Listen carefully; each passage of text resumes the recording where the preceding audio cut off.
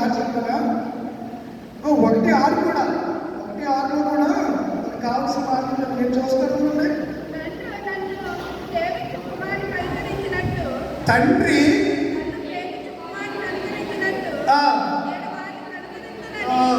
మనం మీకు అంశం చెప్పినప్పుడు అది మీ మైండ్లో ఉండాలి. మన అంశం ఏం చెప్పాను?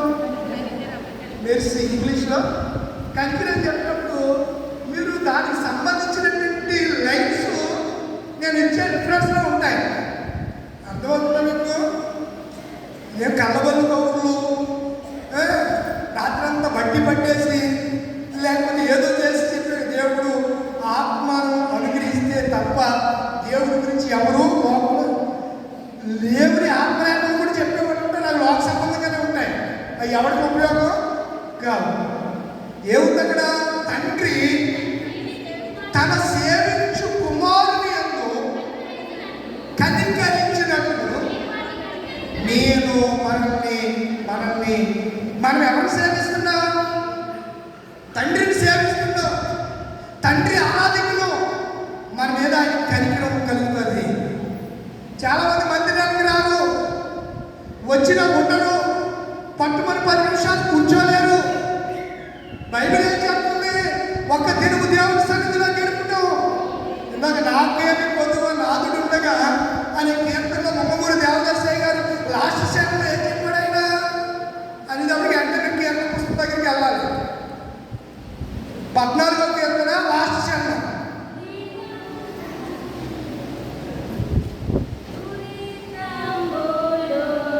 లాస్ట్ సెషన్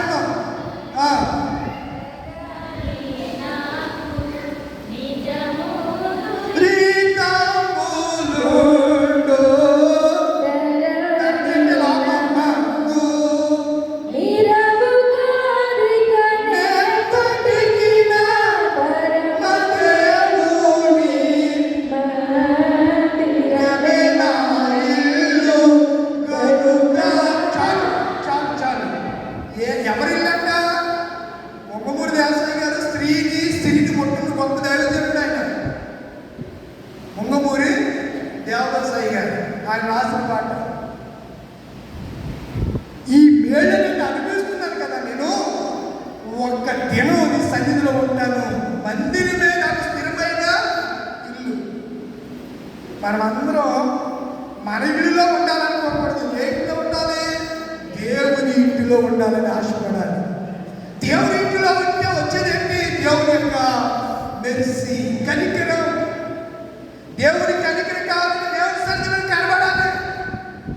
నువ్వు దేవుని సన్నిధిలో కనబడకుండా, దేవుని సన్నిధిలోనికి నీ కుటుంబముగా నువ్వు దేవుని సన్నిధిలోనికి రాకోకుండా పాస్టర్ గారికి 1000 రూపాయలు 2000 కానుకలు ఇచ్చి ప్రార్థన చేసుకుంటే దేవుడు కనిపిస్తాడా? నిన్ను కనపడు.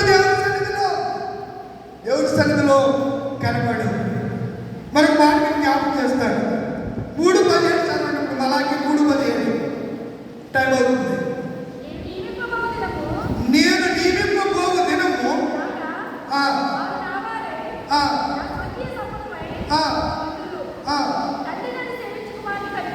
తండ్రి నేను నియమింపబోడు ఒక భయంకరమైన మహాదన రాబోతుంది, ఆపద రాబోతుంది.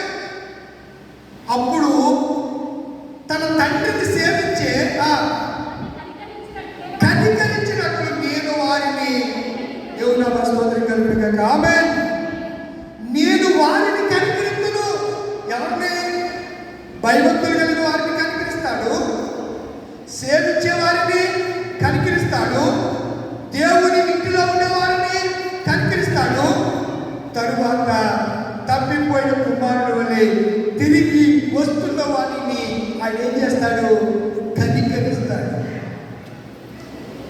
కనికరం, దేవుని యొక్క కనికరం.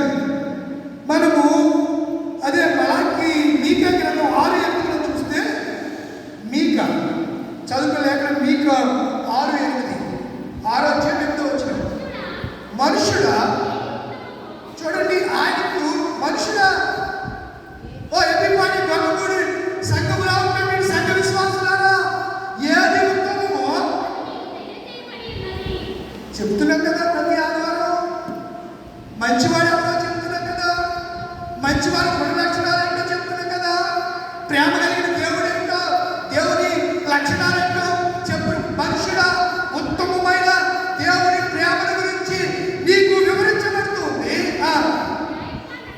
ఎలాగట? న్యాయముగా నడుచుకునుట. దేని ప్రేమించాలి? ఎందుకు ప్రేమించాలి? మన దేవుడు కనికరము కలిగిన దేవుడు. కనికరమును ప్రేమించుటయు ఏం కలిగి ఉండాలి? కనికరంగా ఉన్నట్టులో తగ్గింపు ఉంటుంది. ఏ మనసు ఉంటుంది? ఏ మనసు. అందరూ ఎవరికాడ నేను గొప్పవాడు హెచ్చించుకునే ఉంటుంది. పొంగకురా ఇంకేదో అని ఒక మాట సామెత మన వాడుకలో ఉంటారు. కొంతమందికి ఎంత తలవిస్తున్నారో మరి దేని చూసుకున్నో దేంటో అర్థం కాదు. నా ప్రియమైన దేవుడి పిల్లలారా, మనుషులు ఏ పొందమో న్యాయమును కనికరమును ప్రేమించేయో దీని మనసు కలిగించు ఇంతే కదా నీ దేవుడు నిన్ను అడుగుచున్నాడు.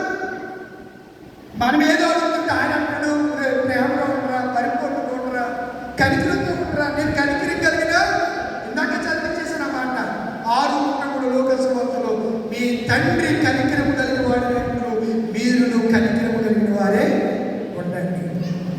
కనికరం కలిగిన దేవుడు కనుకనే సౌలు ఏం చేయబడ్డాడు? కనికరింపబడ్డాడు. ఆ మాట ఆయన చెప్పాడు. ఆ మాట తిమోతి గారికి రాసినటువంటి మొదటి ఉత్తరం 1 అధ్యాయం 12వ వచనం. పూర్వం నేను ఎలాంటి తగ్గుపై కుమారుడిని కంపేర్ చేసుకోండి. పూర్వం తండ్రి దూషించాడు, నా ఆస్తి ఇచ్చేమని అడిగి వెళ్ళిపోయాడు. పూర్వముని దూషకుడను ఎలాంటి హింసడు. కొంతమంది పెట్టు తండ్రిని హింస పెట్టేస్తారు. అది ఎవడో మన వైజాగ్లో నా బర్త్డేకి నువ్వు నాకు ఏమివ్వాలి? మోటార్ సైకిల్ కొనివ్వాలి, ఫాస్ట్ బైక్ కొనివ్వాలని అడిగాడు. ఇవ్వకపోతే నేను చచ్చిపోతాను అని తండ్రిని బెదిరిస్తే ఆటో డ్రైవరు తండ్రి ఆ బాధపడలేక ఫైనాన్స్ వెళ్ళి తీసుకుని ఆ మోటార్ సైకిల్ వాడికి ఇచ్చాడు. వాడు తిరుగుతూ అందరే తిరిగాడ. వైజాగ్లో సీతమ్మ ధార అని మోడల్ దగ్గర యాక్సిడెంట్ గురై ప్రాణాపాయ స్థితిలో కేజీఎస్ కింగ్ జార్జ్ హాస్పిటల్ అంటారు, వైజాగ్లో ఉన్నది. హాస్పిటల్కి తీసుకెళ్ళారు. మీ అబ్బాయి యాక్సిడెంట్ అయ్యాడు, హాస్పిటల్లో ఉన్నాడని ఫోన్ వచ్చింది. గబగబా వెళ్ళినప్పుడు తండ్రితో మాట్లాడుతున్నప్పటికే రక్తం కక్కుతుంది. నాన్న కొంచెం నన్ను అలా పక్కన పెట్టి తండ్రి అలా పక్కన పెట్టాడో లేదో తండ్రి చేతుల్లోనే ప్రాణాన్ని వదిలేశాడు. ఆ తండ్రి కోడుగా ఏడుస్తున్నాడు. నువ్వు నాకు బండి కొనకపోతే నేను చెప్తానన్నాడు. అలాగే చచ్చిపోయాడు. నిజమే, కొంతమంది బిడ్డలు తండ్రిని క్షోభకు గురి చేస్తున్నారు. క్షోభకు తొక్కు బుద్ధి కలిగినటువంటి కుమారుడు తండ్రిని సంతోషపెట్టు, తల్లికి ఆనందం కలిగిస్తారు. వీడి వల్ల తండ్రి అప్పులు పాలైపోయాడు. సరిగ్గా తన హృదయంలో తీరని క్షోభ, తీరని అశాంతి, ఆ మానసిక ఆ తండ్రి క్షోభను ఎవరు తెలుసుకోకండి, ఎవరు తెలుసుకోండి. మన గురించి కూడా తండ్రి అదే బాధపడతాడు. సౌలుగా ఉన్నప్పుడు అతను అన్న పూర్వముని దూషకుడు హానికరుడు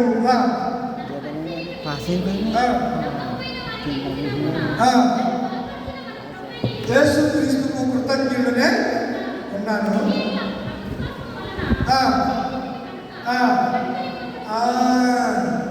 ఎలా ఉండి చేశాడు? తెలివి చేశాడు. ఇప్పుడు ఎవరందరూ తెలిసి అంటున్నారు. ఇప్పుడు వాళ్ళందరూ కూడా ఏం చేస్తున్నారు? తెలిసి చేస్తున్నారు. సౌలుకి తండ్రిని పెట్టి దేవుడు ఎవరో తెలుసు కానీ ఆయన ప్రేమ ఏంటో తెలివిగా సంఘాన్ని హింసించడం మొదలు పెడితే ఇప్పుడు అంటున్నాడు కదా, పూర్వము నేను ఎలాంటి దూషకుడిని హానికరుడను అయినను నన్ను ఆయన తన ప్రేమ నా పట్ల వెనపరిచాడు, నేను కనికరింపబడ్డాను. అది 1 అధ్యాయం 16వ వచనం చూడండి. తిమోతికి రాసిన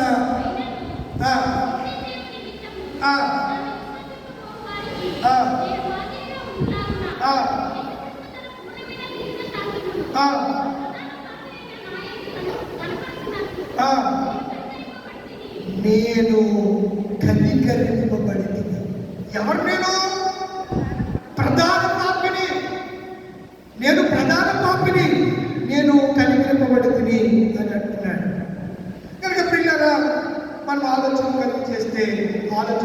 దేవుడు మెరిసి, దేవుడు ఒక లక్షణాన్ని గురించి మాట్లాడుతున్నాను నేను, మిగతా చోటుకి వెళ్తున్నాను. దేవుడు ఎలాంటి వాడు? కనికరం. కనికరం కలిగిన దేవుని లక్షణాలు ఎలా ఉన్నాయో మనం ఆలోచన చేస్తే, వాడు దూరంగా ఉండగానే మెడ మీద పడ్డాడు. 3 విషయాలు జరిగాయి. ఒకటి, వాడికి వస్త్రాలు లేవు, వస్త్రాలు ఇచ్చాడు. 2, ఉంగరం లేదు, ఉంగరం పెట్టాడు.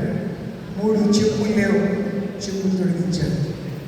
వస్త్రాలు ఘనతకు రక్షణకు సాదృశ్యమైతే, ఉంగరము అధికారానికి సాదృశ్యమైతే, చెప్పులు తన కుమారుడు అని చెప్పుకోవడానికి చెప్పులు. ఆనాటి యూదుల సంప్రదాయంలో దాసులు ఏం వేసుకోకూడదు? చెప్పులు వేసుకోకూడదు. ఎవరు వేసుకోవాలి? స్వతంత్రులకి కుమారులు వేసుకోవాలి. నేను పొద్దుట డిక్షనరీ లేదా నిఘంటు అంటారు. ఎప్పుడుదో పూర్వీకులు రాసిన నిఘంటువులకి వెళ్ళి దీని డెఫినేషన్ కోసం వెతుకుతూ ఉన్న పుస్తకాలు తిరగేస్తూ ఉంటే అక్కడ దొరికినటువంటి మాటలు నేను స్క్రీన్ షాట్ కూడా ఆ విషయాన్ని తీసుకోవడం జరిగింది. ఏమని రాస్తారు అంటే, ఈ తప్పిపోయినటువంటి ఈ కుమారుడి గురించి రాస్తూ, ప్రశస్తమైనటువంటి వస్త్రాలు ఘనతకులు బహుమానానికి గుర్తుగా ఉంటే, వేలి ఉంగరం అధికారానికి గుర్తుగా ఉన్నాయి. మరియు ఆ దినాలలో దాసులు పాదరక్షకులు వేసుకోకూడదు, వేసుకుంటే దానికి శిక్ష ఉంటుంది.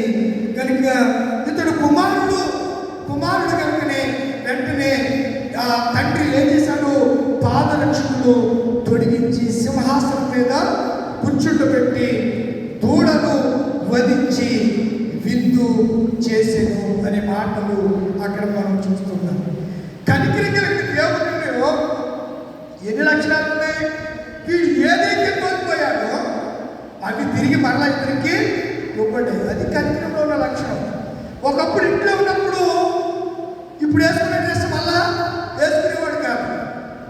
ఉంగరం ఉండేది, రకరకాల చెప్పులు తొడుక్కుంటూ వెళ్తూ ఉండేవాడు. ఇప్పుడు అక్కడికి వెళ్ళి వస్తున్న వాడికి ఏం లేవు? వస్త్రాలు లేవు, చెప్పులు లేవు, ఉంగరము లేదు, అమ్మేసుకున్నాడు, ఎవరితో ఇచ్చేసుకున్నాడు. ఏదో జరిగింది, దుర్వ్యాపారం వలన పెట్టుబడి కట్టాడు కదా, వేషంతో దిగేసి దుర్వ్యాపారం బాడీ చేసి నీకు మాడిస్తే వాడు పనులు విందు చేస్తున్నా. ఇన్ని సంవత్సరాల నుంచి ఇంట్లో ఉన్నాను, ఎప్పుడైనా ఒక చిన్న మేక పిల్లలైనా నా స్నేహితులతో కలిసి సంతోషించడానికి ఇచ్చావా అని ఎవరు అడుగుతున్నారు? ఇంతకీ తప్పిపోయింది ఎవరు? పెద్ద కుమారుడే తప్పిపోయాడు. తప్పి తిరిగి వచ్చాడు. వీడు ఇంట్లో ఉండి తప్పిపోయాడు. ఇప్పుడు సంఘంలో ఉండి మీరు చేసిన పనులన్నీ అయ్యాయి. మన ఆదివారం పాస్టర్ గారు వచ్చారు. ఆ ప్రభు సన్నిధిని మోకరించాడు. ఇప్పుడు జోసెఫ్ నిలబడడం అలా స్లోగా పడాలి. ఆయన గట్టిగా పాడేస్తారు, మీరు గట్టిగా పాడేస్తారు. అప్పుడు ఆయన ఏం చేయాలి? మైక్ కట్ చేయాలి. మీ చేతిలో మైక్ ఉంది కదా, ఇంకా పాడేస్తారు మీరు. అది ఎలా పాడాలి అలా పాడాలి. జోసెఫ్ అంతేనా? ఆయన పాడతాడు. మరి మీ సంఘక్రమం ఏది? అంటే మీరు పెద్ద కుమారుడు ఉండి తప్పిపోతున్నారా? ఆలోచించండి. క్రమమే కదా. ఆయన ఏదో మాట్లాడండి, ఆయన మీకెందుకు? మీరు సంఘక్రమాన్ని విడిచి మీరెందుకు చేస్తున్నారు? అంటే మేము దేవుడిలో ఉంటున్నాం అని మీరు అనుకుంటున్నారు. చేసే క్రమం సరిగా ఉంటున్నారు. ఎవరు చెప్పడండి మాటలు?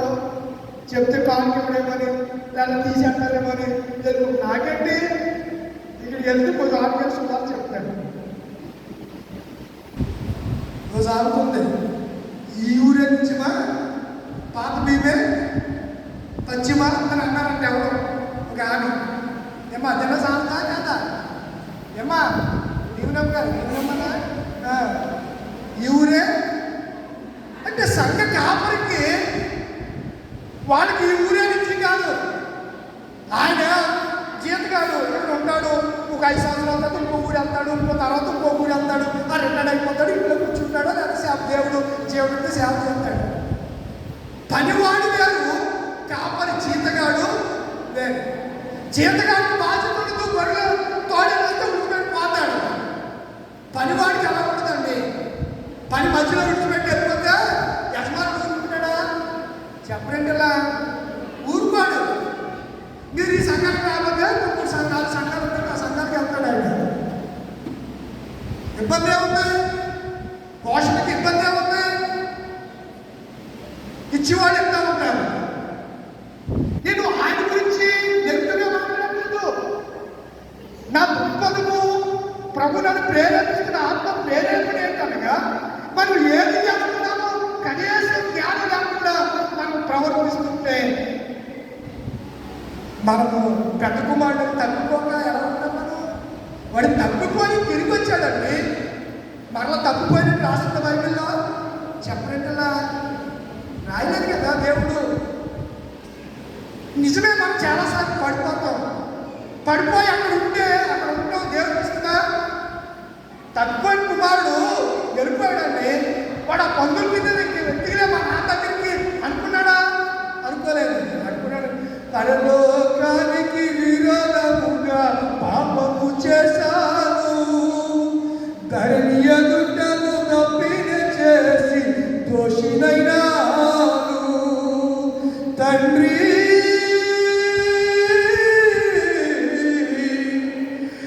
తండ్రి ఇలా అనుకుంటూ వచ్చేసాడంట. తండ్రి, నీ కుమారుడు అనిపించుకోవడానికి నాకు యోగ్యత లేదు. నీ కూలివారిలో ఒకడిగా నన్ను పెట్టుకో. ఒక కూలివాడు పెట్టుకో, కుమారుడిగా స్వీకరించద్దు. తండ్రి కూలివాడిగా పెట్టుకుంటాడా కొడుకుని? చెప్పేదిలా పెట్టుకుంటాడా? అలా కాదు కదా. తండ్రి ఏం చేశాడు? మెడ మీద పడి ముందు పెట్టుకున్నాడు, కౌగిలించుకున్నాడు. వాడి వస్త్రాన్ని తన వస్త్రముతో వాడి విసుమలను కప్పేశాడు. రే ప్రశస్త వస్త్రం తండ్రి అని చెప్పి వస్త్రాన్ని తొడిగించాడు. ఎంత గొప్ప కనికరం కలిగిన దేవుడు అండి. మనం ఏం చేస్తున్నాం? ఎలా ఉన్నాం? కొరింథీయులకు రాసిన మొదటి పత్రిక 7:25 యోధా పత్రిక 2వ వచనం 21వ వచనంలో, ఆదికాండం 33:10-11 ఈ కనికరాన్ని గురించి, దేవుడి ప్రేమ గురించి సవివరంగా అక్కడ భక్తులు తెలియజేశారు. కనుక నా ప్రియమైన దేవుడి పిల్లలారా, దేవుడు మన ఏడల కనికరాన్ని కలిగి ఉన్నాడు. కనికరాన్ని ఆయన కలిగి ఉన్నాడు అనే సంగతిని నేను మీకు జ్ఞాపకం చేసుకున్నాను. నా తండ్రి నీవే, నా దేవుడవు నీవే, నా తండ్రి నీవే, నీవే. నా అడుగులు తప్పనడుగులై నడిచిన నా ప్రతి మార్గము సరిచేయు నా తండ్రి.